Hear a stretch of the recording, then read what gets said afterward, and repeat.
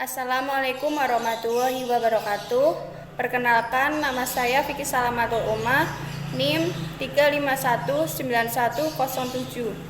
Di sini saya akan berceramah dengan tema Teladan dakwah Rasulullah SAW, Ain al-Rahmah dan menarik simpatik dalam dakwah.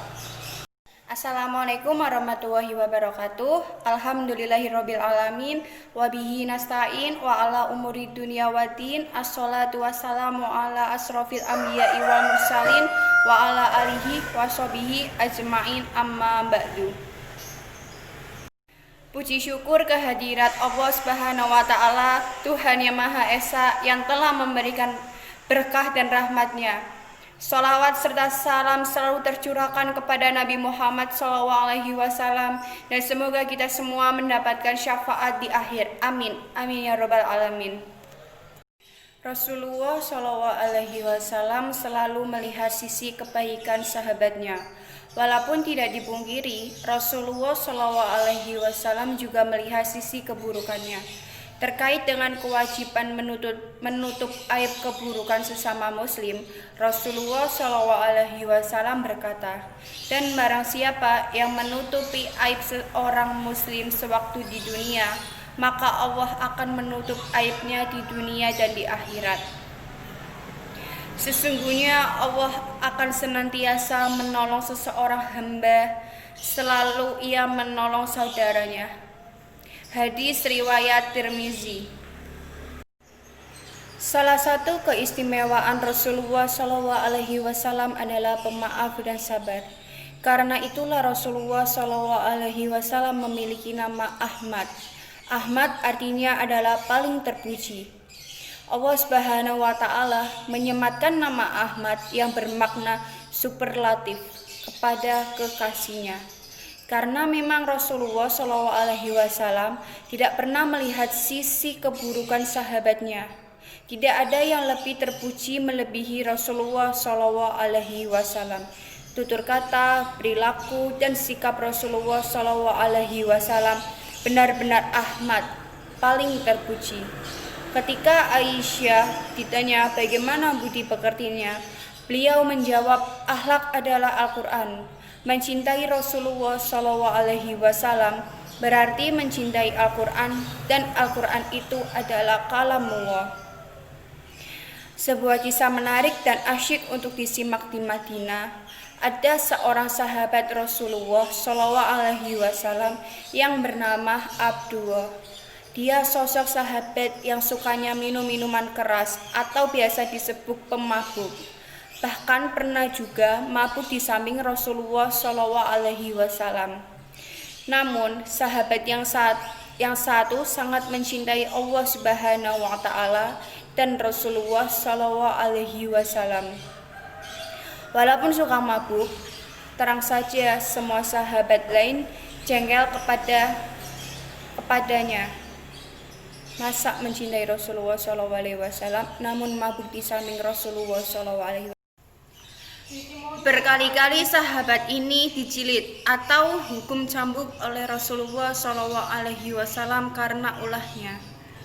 Namun tidak merasa kapok, setiap mabuk selalu dicambuk. Bahkan dalam riwayat lainnya, Abdullah sering ditaboki oleh sahabat-sahabat dengan cara dipukul dengan sandal sebagai hukuman. Namun tetap saja melakukan perbuatan tersebut. Tetap saja kebiasaan minumnya, sampai-sampai ada yang sangat jengkel kepada Abdullah. Karena nggak kuat menahan, akhirnya mereka mengatakan, "Semoga Allah melaknat." Kemudian Rasulullah SAW mendengar umpatan laknat dari sahabatnya.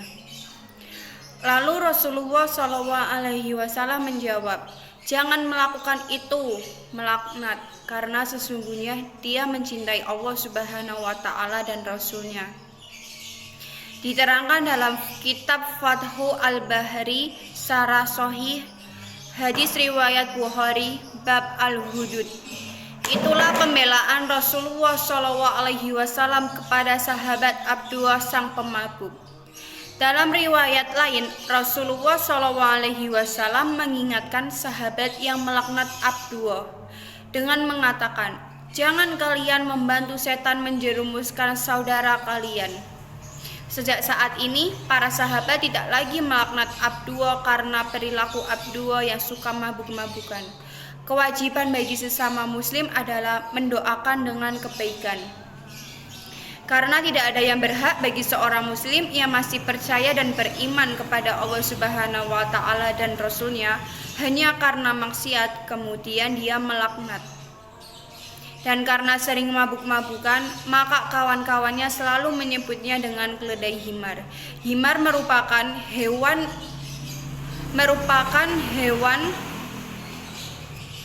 yang tidak berharga bagi orang Arab.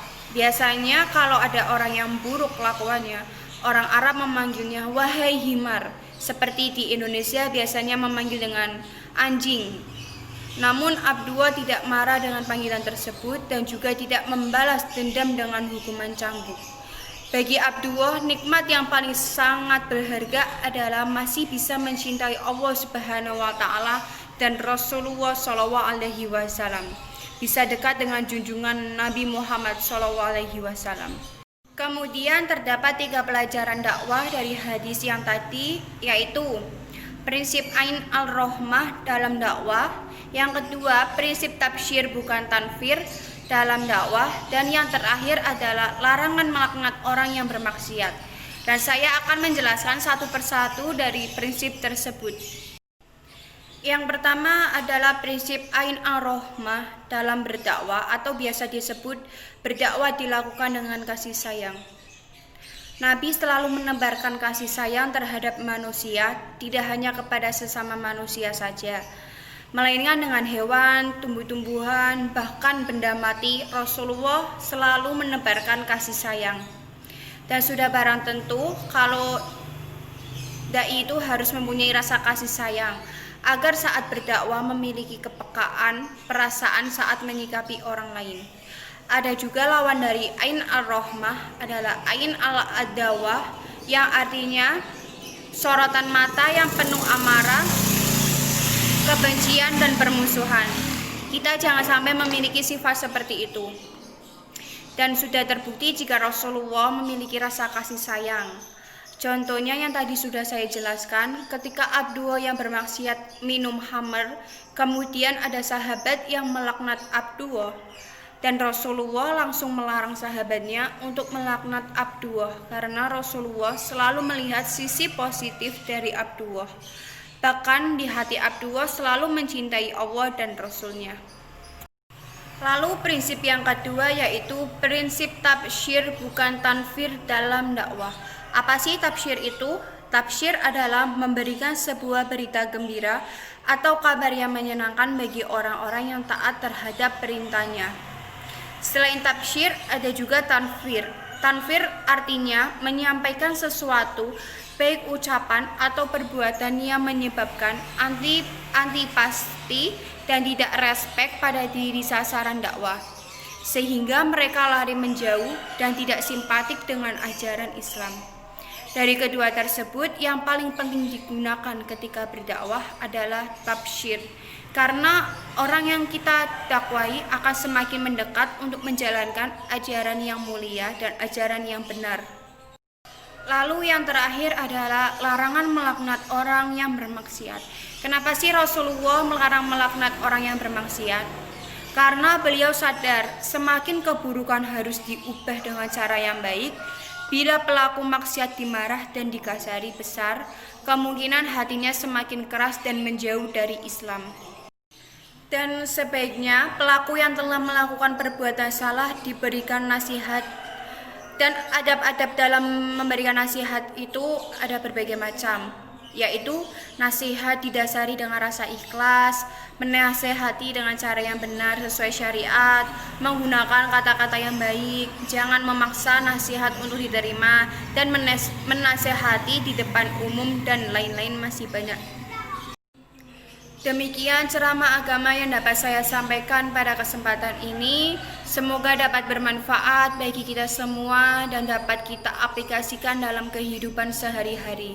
Lebih dan kurangnya mohon dimaafkan. Yang benar datangnya dari Allah Subhanahu wa taala yang Maha benar, dan yang salah, hilaf atau keliru itu datangnya dari saya pribadi sebagai manusia biasa yang tidak pernah luput dari salah, hilaf dan dosa. Akhirul kalam, subhanaka Allahumma wa bihamdika asyhadu alla ilaha illa anta astaghfiruka wa atubu ilaihi. Wallahumma fiq illa aqwamit thoriq. Wassalamualaikum warahmatullahi wabarakatuh.